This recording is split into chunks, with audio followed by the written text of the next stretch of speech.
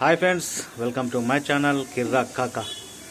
నేను గర్వంగా ఒక మాట చెప్తా ఫ్రెండ్స్, అది మంచిగా ఎక్కించుకోర్రి.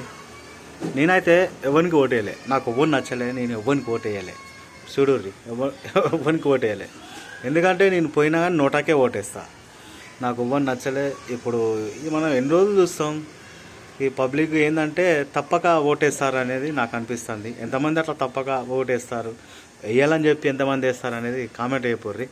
నేనైతే గర్వంగా చెప్తున్నా ఫ్రెండ్స్, ఒకవేళ వేసినా నోటాకేస్తా. ఇక దాని బదులు ఏందని చెప్పేసి ఇక నేనే ఓటు వేయకుండా అయిపోయినా. ఎందుకంటే నాకు ఎవరు నచ్చలే. ఈ నోటాకు ఓటేసే వాళ్ళు ఎంతమంది ఉంటారో కామెంట్ చెప్పండి. ఇంకోటి ఏంటంటే, మీరు ఓటు నాయకులు ఉంటారు కదా, మీరు ఓన్గా డిసిషన్ తీసుకొని ఈ నాయకునికి వేయాలి అని ఎంతమంది ఓటు వేసున్నారో ఒకసారి కామెంట్ చెప్పుర్రి, నిజాయితీగా చెప్పుర్రి.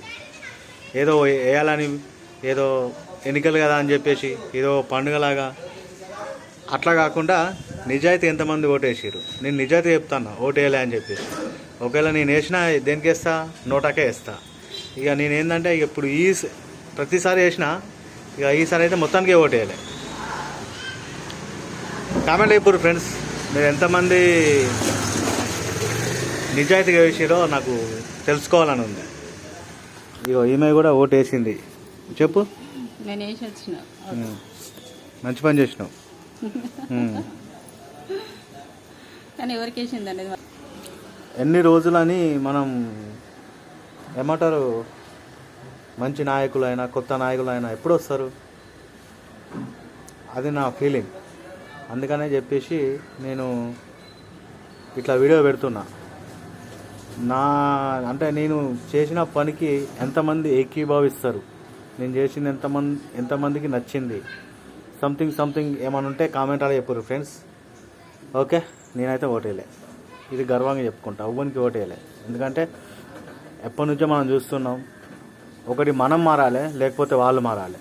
మనమే మాత్రం మంచిది కదా. నేను మారినా, మీరు ఎంతమంది మారారు?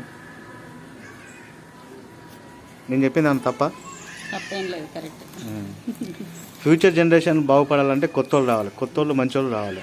ఇప్పుడున్న దానిలో మంచి వాళ్ళు ఎవరు లేరు, ఎప్పటి నుంచి ఉన్న వాళ్ళే అంతా ఎప్పటి నుంచి ఉన్నోళ్ళు. కాబట్టి నేను ఎవరికి ఓటే తలుచుకోలేదు. జై హింద్.